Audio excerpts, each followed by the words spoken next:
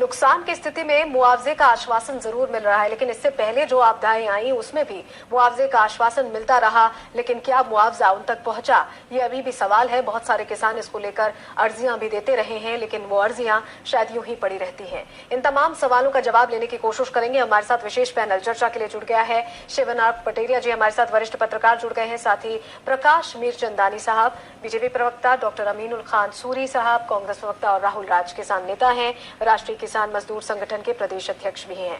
आप सभी का स्वागत है।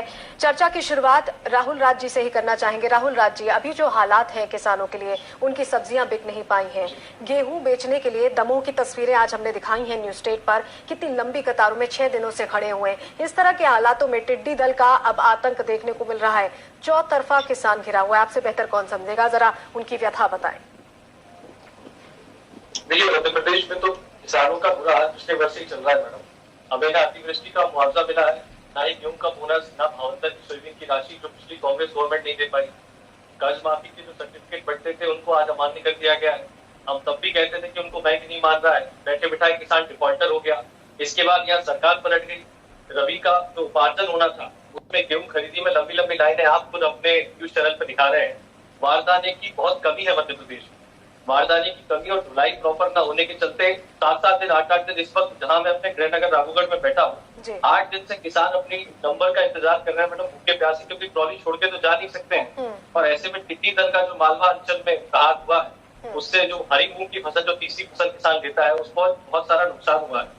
अब घोषणाएं तो बहुत हो जाती है। आज कृषि मंत्री जी को देख रहे थे, उन्होंने एक बार कह दिया कि आरबीसी 6-4 की धारा के तहत मुआवजा दिया जाएगा, लेकिन हमें अभी तक तो पिछले साल की अतिवृष्टि का मुआवजा नहीं मिला। मुख्यमंत्री जी को मैं कल सुन रहा था, उन्होंने बड़े अच्छे स्टाइल में कहा कि किसानों में आपको धन्यवाद देना चाहता हूँ, आपने बड़ी अच्छी फसल करी। तो किसान तो करता ही है साहब, नेता थोड़ी बोनी करते हैं। और उपार्जन का जहाँ तक सवाल है मैडम, बार बार ये लोग कह रहे हैं कि ज्यादा उत्पादन हो गया और हमारे पास बारदाने की कमी आ गई। जब हम बोनी करते हैं मैडम, उससे पहले के विभागों को मालूम रहता है हम क्या बोने वाले, ये तय करते हैं हम क्या बोएंगे, क्योंकि हम तो अपनी मर्जी से, अपनी इच्छा से बो ही नहीं सकते। जो रकबा गेहूं का है उसमें कोई धान नहीं बो सकता। तो ये बात पहले से तय थी कि मध्य प्रदेश में कितना रकबा, इस बार कितना बम्पर उत्पादन होने वाला है। इसके बावजूद भी कोरोना महामारी में किसान लाइन में लगा है, मजदूर पैदल चल रहा है, और जो पैसा किसानों को मिलना चाहिए था, तुलाई के साथ शिवराज सिंह जी कर्जे का पैसा काट रहे हैं। एक तरफ कहते हैं 31 मई तक आपको पैसा जमा नहीं करना है, दूसरी तरफ तुलाई के साथ हमको रसीद मिल जाती है कि इतना आपका कर्जा था, उसमें 16% ब्याज लगा, आपका इतना सारा पैसा हुआ, हमने काट लिया। अब ये बात कौन स्पष्ट करेगा कि कमलनाथ जी ने हमको बेवकूफ बनाया सर्टिफिकेट देके कि शिवराज जी पैसा काट के बेवकूफ बना रहे हैं। हम तो राजनेता है, इनकी नूरा कुश्ती में घास की तरह किसान पिस रहा है। और आज सरकार की हालत यह है कि जो खाद्य मंत्री है वो खुद अपनी विधायकी बचाने में लगे हुए हैं, ना वो दफ्तर में बैठते हैं, ना कोई फोन कॉल अटेंड करते हैं। हर सवाल के लिए हमको बार बार मुख्यमंत्री जी का दरवाजा खटखटाना पड़ता है। ये कौन सा प्रदेश चल रहा है? ठीक है, ये बहुत सारे सवाल आपने कहते हैं कि हमारा ये विभाग नहीं है, खरीदी आती है खाद्य मंत्री के, तो हम किसके पास जाए? ठीक है, प्रकाश मीरचंदानी जी, दावे तमाम होते हैं, आश्वासन दिए जाते हैं। आज भी हमने सुना कमल पटेल को, उनका ये कहना था कृषि मंत्री का कि मुआवजा दिया जाएगा, पूरी प्रॉपर चेकिंग कराई जाएगी, लेकिन देखिए आप सुन रहे हैं राहुल जी को, उनका कहना अतिवृष्टि का मुआवजा नहीं मिला, ओलावृष्टि हुई, बेमौसम बारिश हुई, तमाम चीजों का मुआवजा मिलना है, ये भी एक अर्जी लगा दीजिए उसी लिस्ट में। यही तो होता है किसानों के साथ।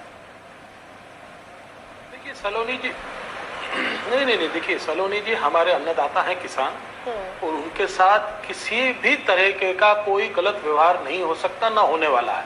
ये किसान हितैषी सरकार है, पहले तो मैं स्पष्ट कर दूं। और किसान पुत्र इस मध्य प्रदेश के मुख्यमंत्री हैं शिवराज सिंह चौहान।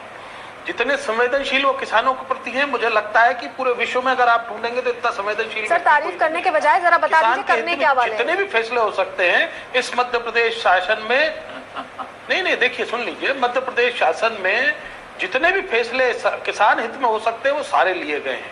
आप मुझे बताइए, मैं पीछे के, हमारी सरकार जब गई थी 14 में, तो उससे अगर हम अपना कंपैरिजन करें, तब तक हमारे पास 10 लाख किसानों का हमारे पास उपार्जन हम खरीदते थे।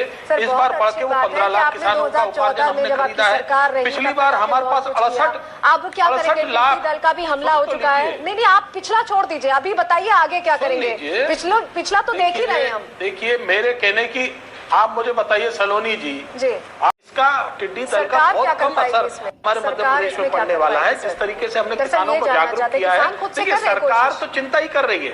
सरकार आपको किसान, आपको कमल पटेल हमारे कृषि मंत्री आपको खेतों के बीच में दिख रहे हैं, और उसके साथ साथ पूरे अधिकारी वर्ग को लगा दिया गया है। जितनी भरसक प्रयास किया जा सकता था हमने सारा किया है, उसके बाद भी किसानों को हर चीज का मुआवजा मिलेगा।